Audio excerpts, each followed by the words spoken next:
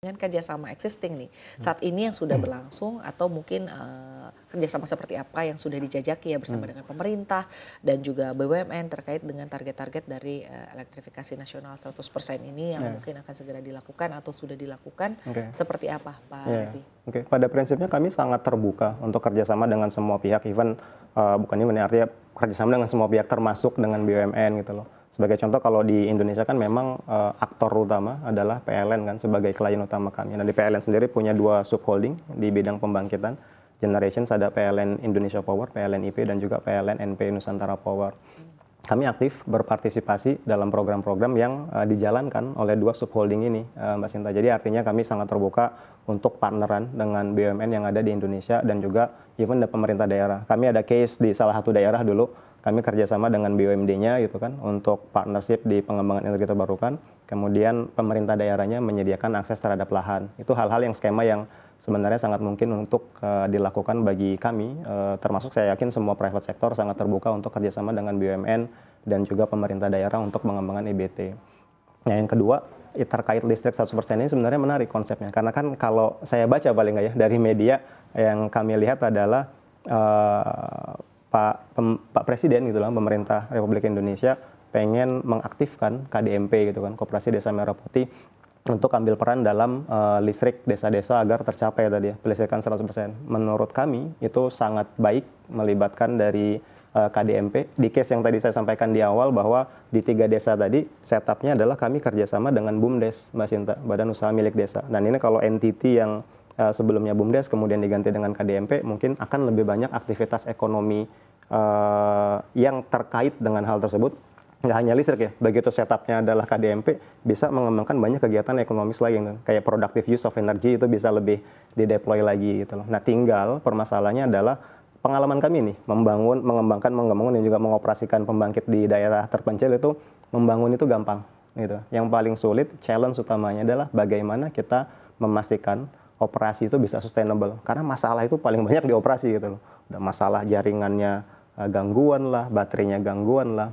Itu bagaimana nanti setup program ini bisa dijalankan dengan disiplin yang sangat bagus untuk memastikan sustainability dari operationsnya seperti itu. Dan dalam hal itu kami sangat terbuka gitu kan untuk sharing apa yang sudah kami lakukan, masalah-masalah yang kami hadapi, mudah-mudahan bisa membantu pemerintah dalam men-setup program yang bisa berjalan dengan sukses seperti itu. Baik, dengan target elektrifikasi nasional 100% atau kedepannya mungkin energi baru terbarukan ini semakin didorong lagi, kita kan artinya butuh waktu ya, bukan waktu yang sebentar begitu Betul, ya. betul. Dan juga terkait dengan investasi ini kan angka investasinya juga mungkin tidak sedikit ya. Mungkin boleh dijelaskan sejauh ini sebetulnya investasi di sektor energi baru terbarukan atau energi hijau Anda melihatnya seperti apa? Dan artinya appetite dari investor sendiri ke energi baru terbarukan bagaimana?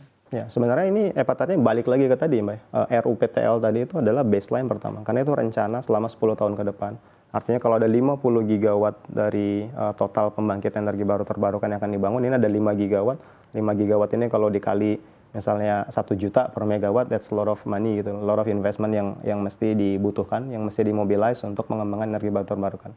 Kami melihat bahwa investasi itu tersedia gitu loh. Artinya dana itu tersedia, baik dari private sector, dari lenders, mereka semua tuh pengen banget memobilize kapital ke Indonesia untuk bisa investasi di sektor energi baru terbarukan. Dan luckily gitu loh, RUPTL yang terbaru ini ngasih angin segar sebenarnya untuk bagaimana semua dana-dana yang tersedia yang memang dialokasikan untuk Indonesia itu bisa dimobilize, nanti bisa dideploy kapital tersebut ke Indonesia. Mudah-mudahan tadi balik lagi kita semua gitu kan bisa bareng-bareng mensupport ekosistem ini agar implementasi dari semua rencana yang ada itu dapat dilakukan sesegera mungkin gitu loh. Tapi ya dengan proses yang of course governance-nya harus kita jaga gitu loh. Karena itu juga bagian yang paling penting kalau kita ingin menyukseskan sebuah program seperti itu Mbak Sinta. Baik, terkait dengan implementasi ini kan sebagian ada yang sudah berjalan ya. Anda melihat implementasinya selama ini apakah dihadapkan pada kendala-kendala tertentu? Karena kalau tadi saya mendengarkan pandangan Anda kan bahwa sebetulnya kalau kita berbicara mengenai dana dan juga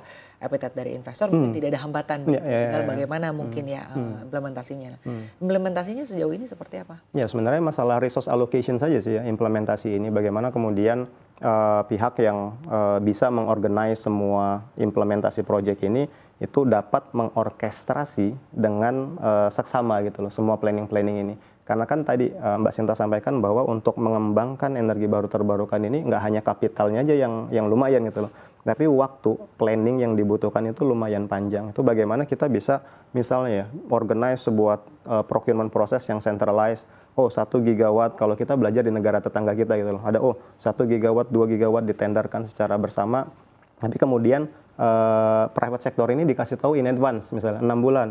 Private sector, kami akan organize tender 1 gigawatt atau 2 gigawatt atau even 5 gigawatt gitu kan. Ini memang investasi jangka panjang. Exactly gitu kan. 6 bulan dari sekarang, silakan siap-siap gitu loh. Jadi nanti by the time 6 bulan semua orang tuh udah siap dengan proyeknya. Karena kan ini butuh pelibatan banyak orang, Mbak ya. Nggak bisa 1, 2, 3 perusahaan, akan ada puluhan perusahaan, nggak hanya IPP private sector kayak saya, tapi juga tadi ya ekosistem yang lain. Insurer, EPC kontraktor, O&M kontraktor gitu kan, lender, semua itu harus terlibat dalam persiapan proyek ini gitu. Nah kalau jadi bagaimana stakeholder begitu ya? Kesiapan itu dari semua stakeholders itu memang well prepared, proyek itu insya Allah lah bisa dieksekusi dengan waktu yang sesuai dengan yang direncanakan seperti itu. Gitu. Baik, lalu membahas terkait dengan kendala-kendala sosial ya, seperti misalnya kalau kita berbicara mengenai pengembangan begitu ya dari energi baru terbarukan pasti dibutuhkan juga lahan, lalu juga bagaimana masyarakat di wilayah Pejuplai misalnya begitu ya. Sejauh ini apakah adalah kendala-kendala atau Anda melihatnya mungkin terkait dengan perizinan? Kita kan kalau berbicara mengenai artinya gini, pemerintah memiliki target-target begitu ya. Tapi kembali lagi bagaimana implementasinya di lapangan, bagaimana juga nanti di lapangan berjalan begitu ya. Sejauh ini bagaimana support dari pemerintah-pemerintah artinya di tingkat daerah gitu betul, ya. Terkait dengan perizinan misalnya atau mungkin dari masyarakatnya sendiri seperti apa? Pengalaman kami kalau pertama di pemerintah daerah mereka sangat mendukung gitu loh. Kalau ada investasi ingin masuk ke daerah mereka akan memobilize semua dinas-dinas dan juga yang terkait gitu kan untuk bisa support proses perizinan ini. Cuman memang kalau ada satu hal yang perlu diimprove, yang terus bisa diimprove sebenarnya adalah bagaimana sinkronisasi proses perizinan yang terpusat OSS, Mbak. Ini kan OSS sudah bagus banget sebenarnya secara sistem. Cuman kemudian ada beberapa permit itu yang masih butuh rekomendasi teknis dari instansi lain. Nah ini kalau bisa kemudian lebih di streamline, prosesnya lebih cepat, itu akan sangat membantu.